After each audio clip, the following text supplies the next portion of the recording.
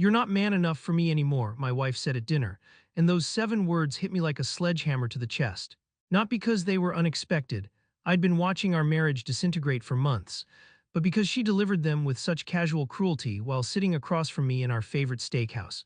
The same place where we'd celebrated our 10th anniversary just 2 years ago, her voice carrying that particular tone of dismissive finality that made me realize she'd been rehearsing this moment, planning this humiliation.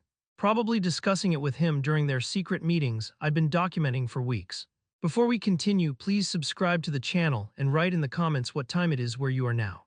My name is Michael Harrison, I'm 44 years old, and I own Harrison Construction, a commercial building company in Phoenix, Arizona that specializes in high-end office complexes and luxury residential developments. The kind of business that had provided my wife Rachel and me with a comfortable life in our Scottsdale home overlooking the desert, complete with the infinity pool, the 3-car garage, and the kind of financial security that lets you book spontaneous weekend trips to San Diego without checking your bank balance first.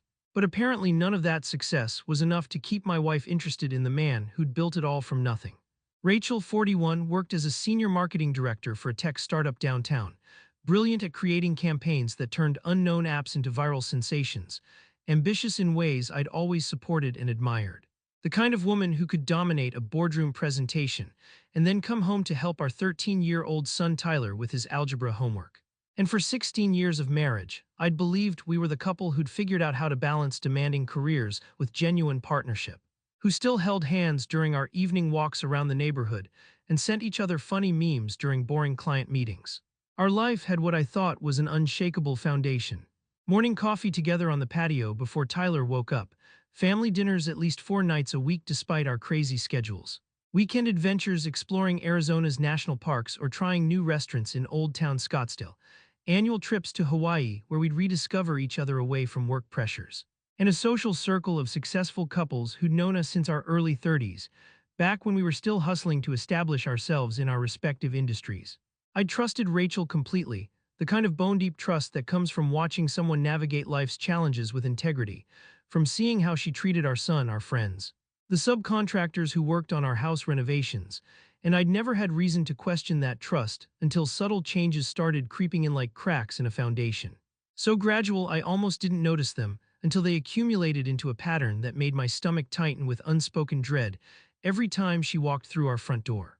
The first sign was her sudden obsession with fitness, joining an expensive CrossFit gym in downtown Phoenix, buying workout clothes that cost more than most people's monthly grocery budget, spending hours perfecting her appearance for what she claimed were networking events and client dinners that seemed to happen with increasing frequency, always with explanations that sounded reasonable but felt rehearsed, like she'd practiced them during her commute home. Then came the phone behavior changes. The device that used to sit casually on kitchen counters suddenly became something she guarded like state secrets, carrying it everywhere, taking it to the bathroom, keeping it face down during family dinners, the soft buzz of notifications making her glance at the screen with an expression I'd never seen before. Something between anticipation and guilt that made me realize I was watching my wife become a stranger in real time. The name Derek started appearing in her work stories around this time, always in professional contexts. Derek had innovative ideas during the marketing brainstorm sessions. Derek was leading the new product launch campaign. Derek suggested this brilliant social media strategy. And I filed his name away as just another colleague until I realized how often she mentioned him, how her voice carried a different energy when she talked about their collaborations. A spark and excitement that reminded me of how she used to talk about me during our early dating years, when everything felt electric and full of possibility. Rachel began working late more frequently, which wasn't unusual in the startup world, but the pattern shifted from occasional overtime to regular evening meetings, always with explanations that sounded logical. Emergency client presentations, last-minute campaign revisions, crisis management sessions that couldn't wait until morning. And when I'd offer to bring her dinner or suggest she work from home, she'd decline with reasons that felt increasingly hollow, like she was running out of believable excuses but couldn't stop the performance. Our intimacy started changing too, not disappearing entirely but becoming less frequent, more mechanical, lacking the spontaneous passion that had always been a cornerstone of our relationship. And when I tried to initiate conversations about it, she'd blame work stress, the pressure of proving herself at a young company, the exhaustion that came with managing multiple high-stakes campaigns simultaneously, deflecting my concerns with practiced ease while making me feel guilty for even bringing it up. I wanted to believe these explanations because the alternative was too terrifying to consider. The possibility that the woman I'd built my life around was systematically dismantling our marriage while I remained obliviously supportive. That the partnership I'd counted on was slowly dissolving while I focused on growing my business and being the reliable husband and father I'd always tried to be. Never imagining that my dedication to providing for our family was being interpreted as boring predictability by the woman who should have appreciated it most. The breaking point came on a Thursday evening in February when Rachel announced she needed to work late again, another client emergency that required her personal attention, but something in her voice sounded different, distracted. Like she was reading from a script while her mind was already somewhere else. And when I asked which client, there was a pause just long enough to make me notice before she gave me a name I'd never heard her mention before, followed by a kiss on the cheek that felt like a performance rather than affection. That night, after helping Tyler with his homework and eating dinner alone while Rachel's chair sat empty, I found myself staring at her coffee mug in the sink, still stained with her lipstick, and I realized that the trusting, optimistic husband who'd believed every excuse and rationalized every red flag was dying, slowly being replaced by someone harder, more calculating, someone who understood that if Rachel wanted to play games with our marriage, I'd need to become a player rather than a victim. And as I stood there in our kitchen, surrounded by the life we'd built together, I made a decision that would change everything. I was going to find out exactly what my wife was doing during those late nights. And when I did, the woman who thought I wasn't man enough for her anymore would discover that the man she'd underestimated was about to become her worst nightmare. The opportunity to uncover Rachel's systematic deception came the following Tuesday morning when she rushed out for her CrossFit session, leaving her laptop open on our shared desk in her haste to maintain the fitness routine that had supposedly transformed her from devoted wife to woman who needed more excitement. And as I stood there staring at the MacBook Pro with its screen still glowing, I realized this was the moment of truth I'd been both dreading and desperately needing. The chance to either restore my faith in our marriage or confirm the devastating suspicions that had been eating away at my sanity since her cruel declaration at dinner. Before we continue, please subscribe to the channel and write in the comments what time it is where you are now. The laptop was still logged into her email accounts, password protection disabled in the comfortable assumption that her trusting husband would never violate her privacy. And as I approached the device with hands that trembled despite my construction worker's usual steadiness, I knew that whatever I discovered would fundamentally change everything between us forever. But I couldn't stop myself from seeking the truth that would either free me from paranoid thoughts or provide the evidence I needed to protect myself and Tyler from whatever Rachel was planning. I clicked on her email application and immediately saw a thread pinned at the top with a single initial D and a preview that made my blood freeze. "Can't stop thinking about last night, you were incredible, same hotel tomorrow." Followed by a timestamp from just 6 hours ago, while I'd been sleeping alone in our bed believing she was working late at the office. And with shaking fingers, I opened the thread to find a comprehensive record of an affair that had been escalating for 4 months, starting with innocent workplace collaboration that quickly evolved into emotional intimacy. Then explicit planning of hotel meetings, intimate photos exchanged during my business trips, and declarations of love sent while I was downstairs helping Tyler with homework. Trusting and completely oblivious to the betrayal happening one floor above me. The messages painted a devastating picture of calculated deception that went far beyond simple adultery.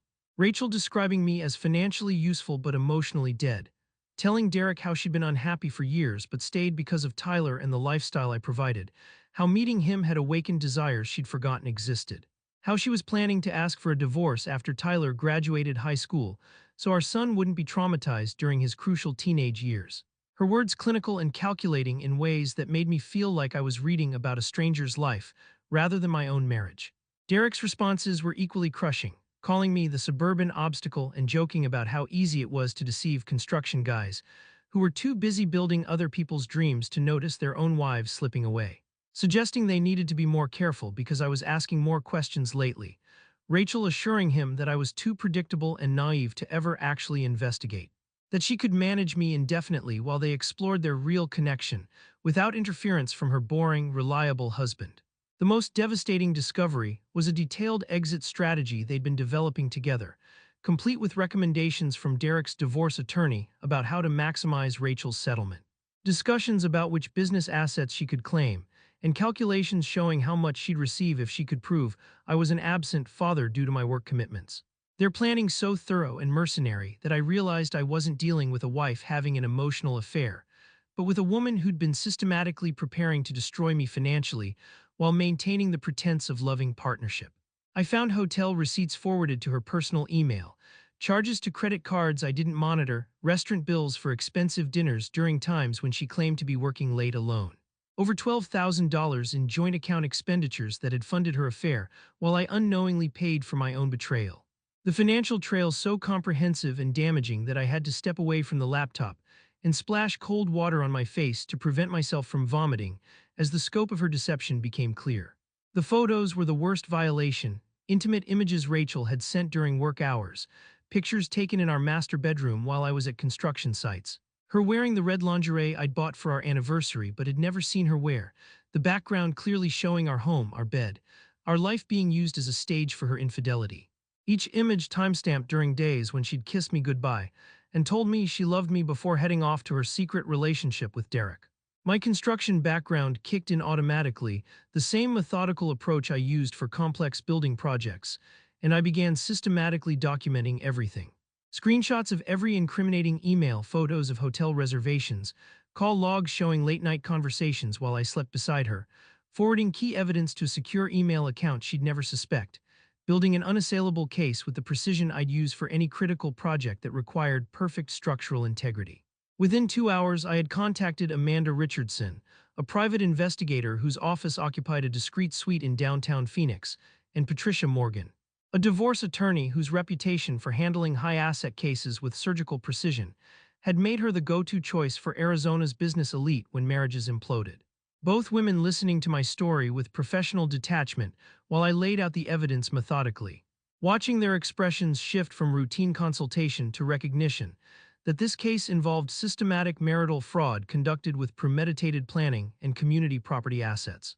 Amanda outlined a surveillance strategy that would provide court-admissible evidence: GPS tracking on Rachel's jointly owned Lexus, professional photography of her meetings with Derek using telephoto lenses and timestamp technology, comprehensive financial auditing to trace every penny she'd spent on the affair, and recorded conversations that would capture her lies in real time, creating an audio record of deception that no opposing attorney could explain away.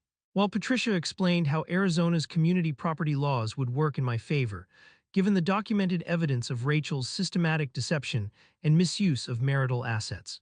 That evening, when Rachel returned from another late client meeting with her practiced regret and apologetic kiss, I watched her check her phone immediately for Derek's message, seeing her face light up with an expression of joy she hadn't shown me in months, and I realized that the trusting, optimistic husband who'd believed every excuse and rationalized every red flag was completely dead. Replaced by someone harder, more calculating, someone who understood that if Rachel wanted to turn our marriage into a calculated project of destruction, then I would become even more strategic, treating this like any high-stakes construction project where one mistake could cost everything.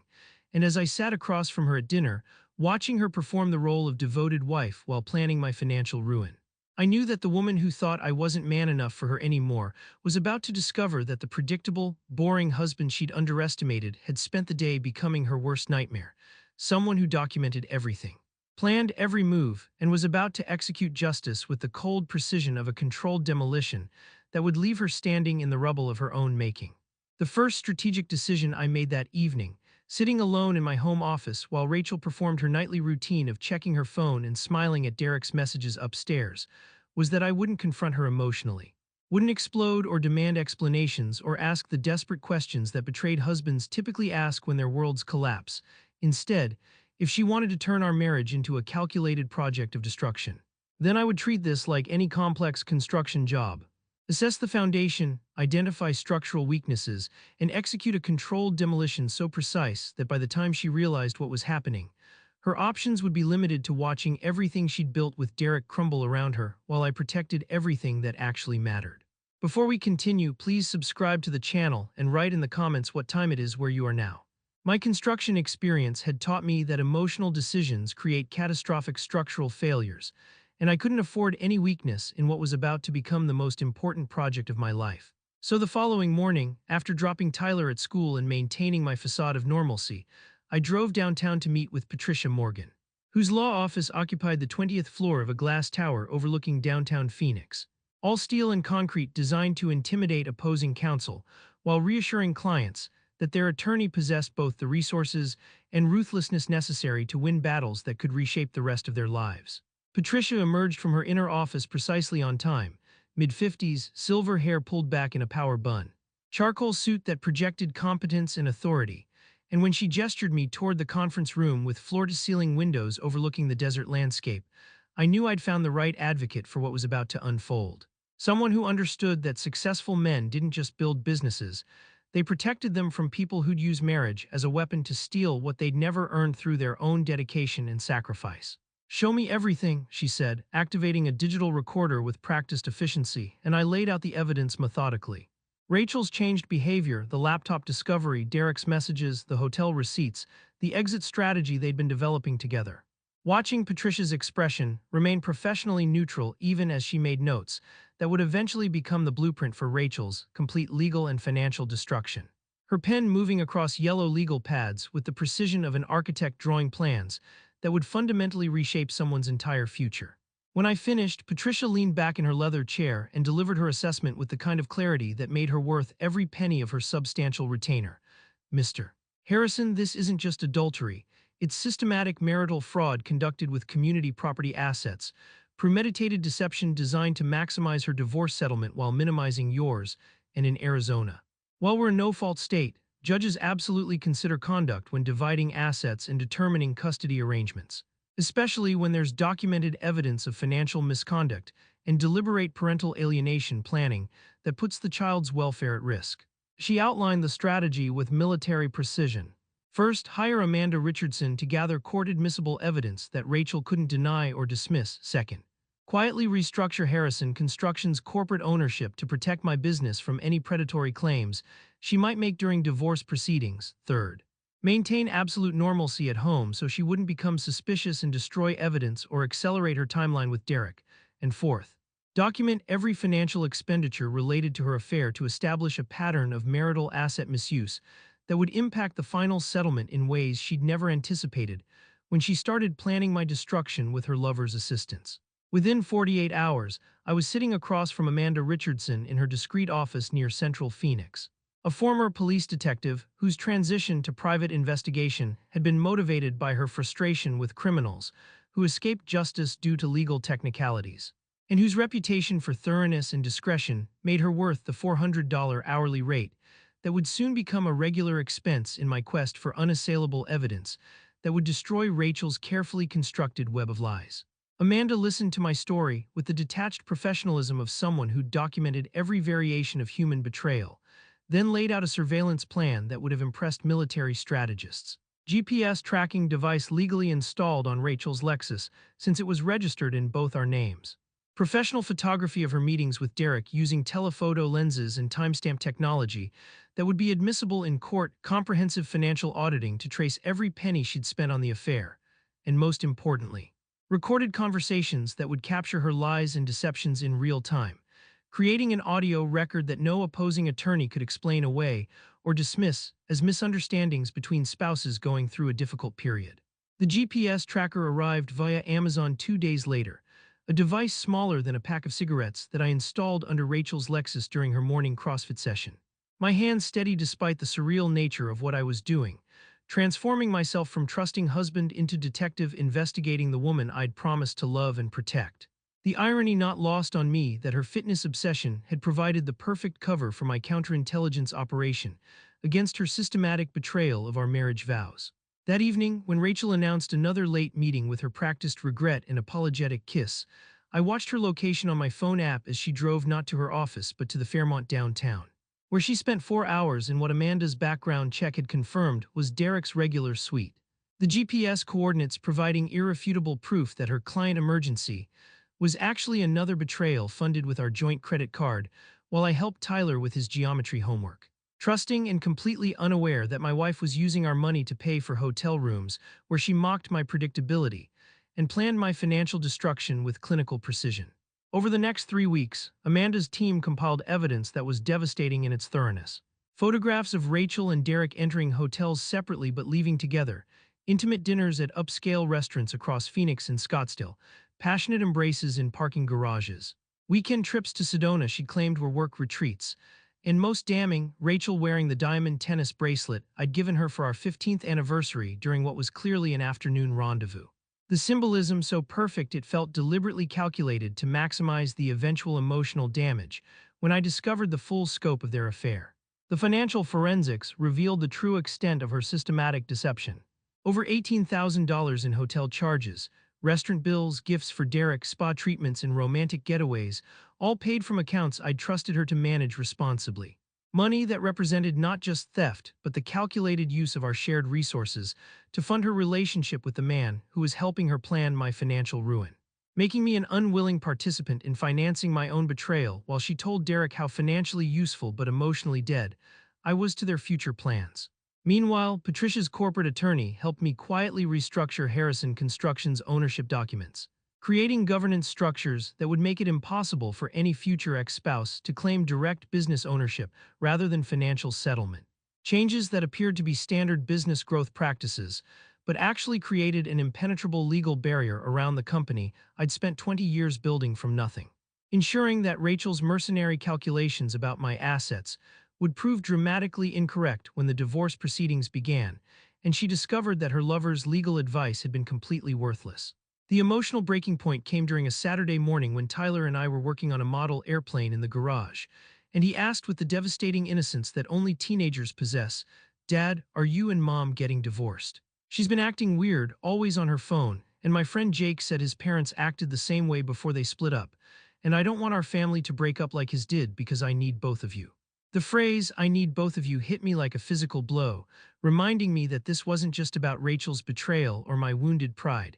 It was about protecting the most important relationship in my life, ensuring that Tyler's future wasn't destroyed by his mother's selfish pursuit of excitement, with a man who'd already helped her calculate how to minimize my custody rights during their post-divorce planning sessions that Amanda had recorded through her phone surveillance.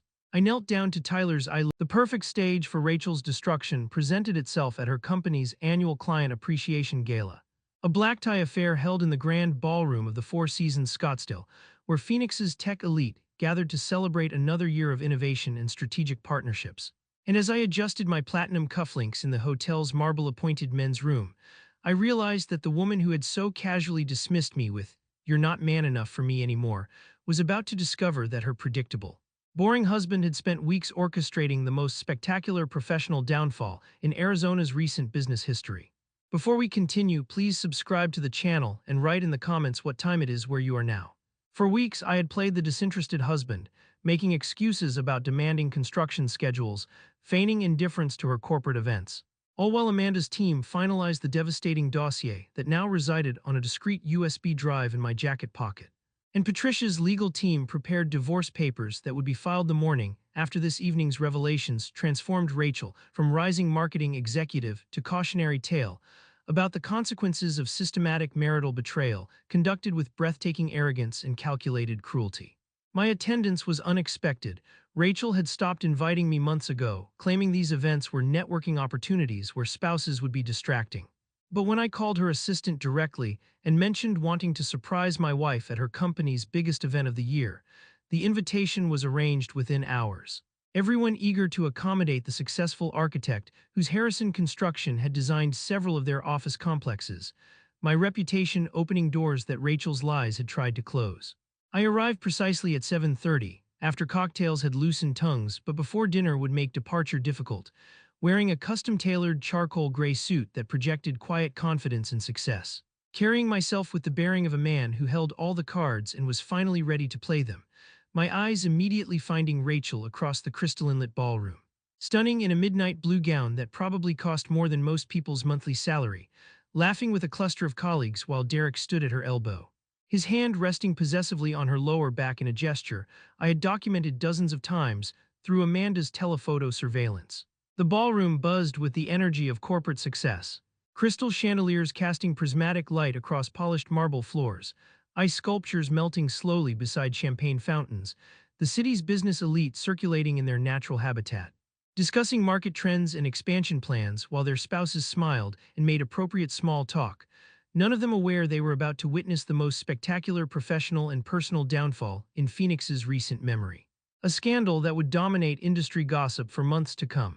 I spent the first hour circulating strategically, greeting familiar faces from previous events, discussing Harrison Construction's latest commercial projects with practiced ease, projecting an image of calm professionalism while observing Rachel and Derek, noting their interactions, the comfortable intimacy that had once been reserved for me, the way she touched his arm when making points, how he leaned in to whisper comments that made her laugh with genuine delight, their performance flawless except for the small moments when they thought no one was watching, and their true relationship showed through the professional facade. My moment came during the brief lull after the CEO's quarterly address, when attention was centralized but conversation hadn't yet resumed, and I approached the AV station where the evening's presentation equipment waited. Introducing myself to the technical staff as Rachel's husband, who had prepared a surprise tribute video for her recent promotion. My construction industry credentials and confident demeanor earning their immediate cooperation in connecting my USB drive to the main display system that would soon broadcast evidence of my wife's systematic betrayal to 300 of Arizona's most influential business leaders. "Ladies and gentlemen," I said, my voice carrying clearly across the ballroom as conversations died and heads turned. "If I could have your attention for just a moment, I have something special to share about collaboration, dedication, and partnership, qualities that have made this company so successful and that my wife Rachel has exemplified in her recent professional relationships with remarkable consistency and attention to detail." Rachel's champagne flute stopped halfway to her lips, her eyes widening in horror as she realized what was happening, but she was trapped by social convention and physical distance, unable to stop what was about to unfold without creating an even bigger scene, her face already beginning to drain of color as I clicked the remote, and the room's massive screens flickered to life with a title slide that read, "Professional Partnership, a Case Study in Dedication and Results." The presentation began with a time-stamped photograph of Rachel and Derek entering the Fairmont downtown, their profiles unmistakable despite the discreet angle, the date and time clearly visible in the corner, establishing the first piece of irrefutable evidence that would systematically destroy every lie she'd told me over the past 4 months, while using our joint accounts to fund her affair with the precision of a military operation designed to maximize her pleasure while minimizing any risk to her comfortable lifestyle. The images continued in methodical sequence. Rachel and Derek leaving the hotel 3 hours later, sharing an intimate dinner at an upscale restaurant while I ate alone at home, passionate embraces in parking garages captured with telephoto precision, weekend trips to luxury resorts she described as marketing conferences, each photograph building an undeniable narrative of systematic deception conducted with corporate efficiency, funded with community property assets, and planned with the kind of strategic thinking she claimed I lacked in our personal relationship. Then came the text messages, blown up to fill the massive screens, Rachel's own words condemning her more effectively than any accusation I could have made. "He's so predictable and boring, completely focused on his construction projects while Derek makes me feel alive again. And the sex is incredible, I forgot what real passion felt like, and after Tyler graduates, I'll file for divorce and take half his business assets, then Derek and I can start fresh without any suburban obligations holding us back." Her casual cruelty and mercenary calculations displayed in high-definition clarity for everyone whose opinion she'd spent years cultivating through careful professional positioning. The silence in the ballroom was absolute, 300 people frozen in horrified fascination as I systematically destroyed Rachel's reputation with her own evidence.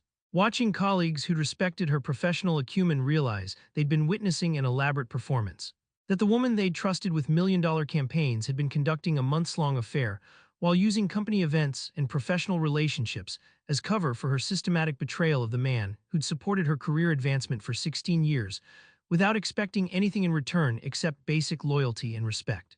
Derek tried to leave, his face flushed red with panic as he grabbed his wife's arm, but I had positioned myself strategically near the ballroom's main exit, and my voice stopped him cold.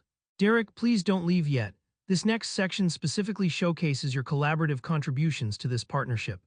As the screen shifted to financial records showing $18,000 in hotel charges, romantic dinners, and expensive gifts, all paid from joint accounts while I unknowingly funded their affair, and Derek helped Rachel plan the divorce strategy that would maximize her settlement, while minimizing my custody rights and access to the business I'd built from nothing. The audio evidence was the most devastating.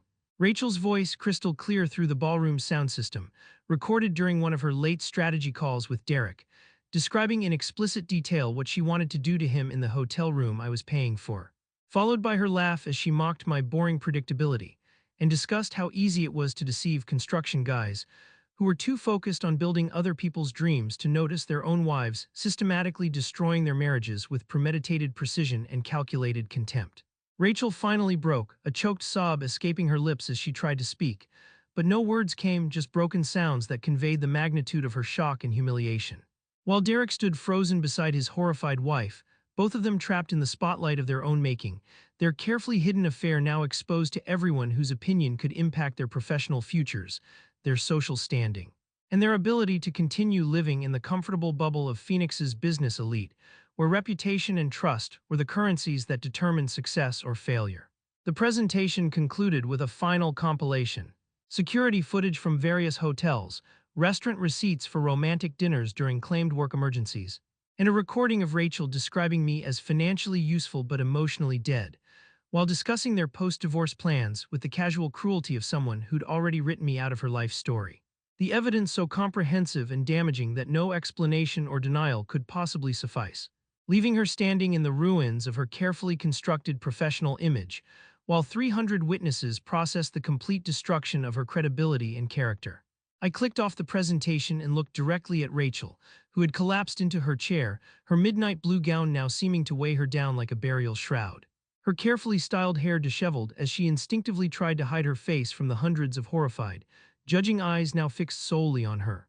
Her transformation from confident executive to broken woman complete in less than 15 minutes of systematic evidence presentation that had exposed every lie she'd told, and every betrayal she'd committed with the kind of thorough documentation that would make this moment legendary in Phoenix's business community.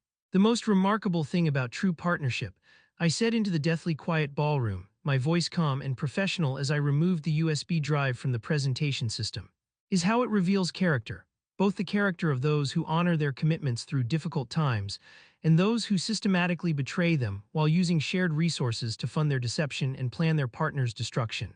And with that final statement, I walked toward the exit with the same measured pace I'd used entering, leaving behind a woman whose calculated cruelty had just cost her everything she'd worked years to build, knowing that by morning, every detail of her systematic betrayal would be circulating through Phoenix's interconnected business and social networks, ensuring that her dismissive declaration that I wasn't man enough would be remembered as the moment she revealed her own character so completely that no amount of damage control could ever restore the reputation and respect she just lost forever in front of everyone whose opinion she'd spent her entire career trying to earn and maintain.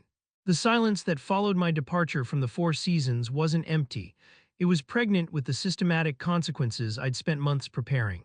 And as I drove through Phoenix's desert night toward the hotel room I'd reserved days earlier, I felt the profound transformation from the naive husband who'd believed Rachel's dismissive words to the architect of her complete professional and personal destruction, knowing that by morning, the legal machinery would be in motion.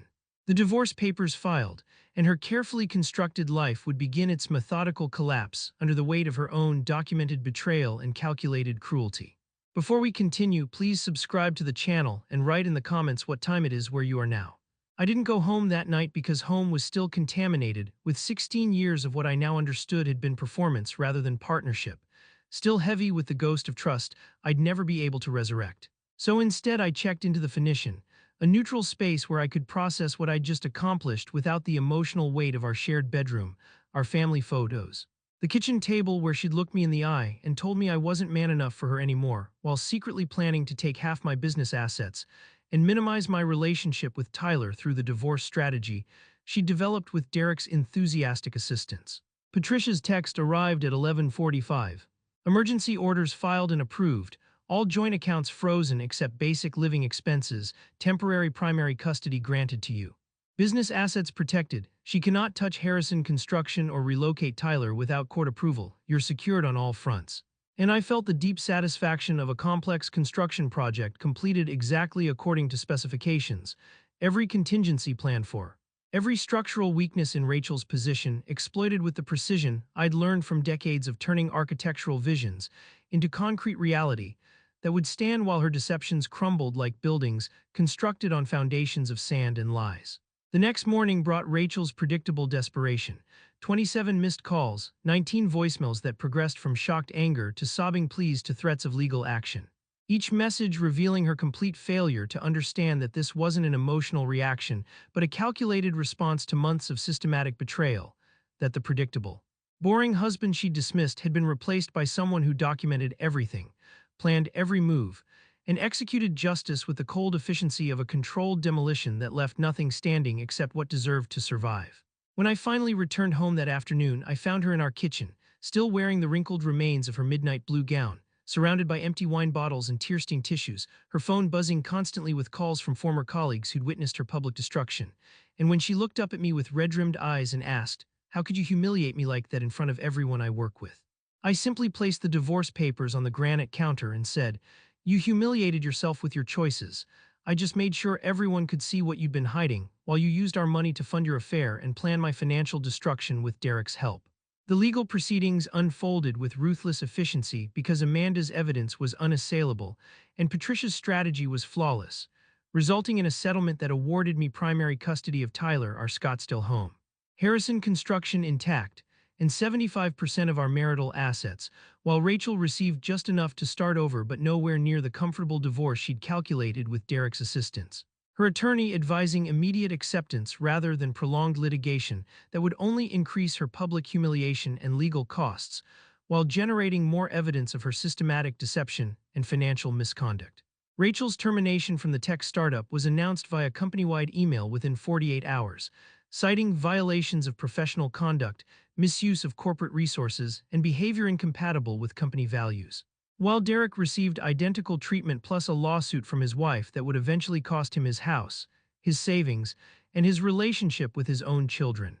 Both of their careers in Phoenix's tight-knit business community effectively ended by the viral footage that had already spread across LinkedIn and every professional network, where their former colleagues discussed the spectacular downfall they'd witnessed firsthand. Tyler's reaction when I finally sat him down to explain everything was more mature than I'd expected from my 13-year-old son. "I knew something was wrong, Dad." She was always laughing at her phone, always going out, always making excuses.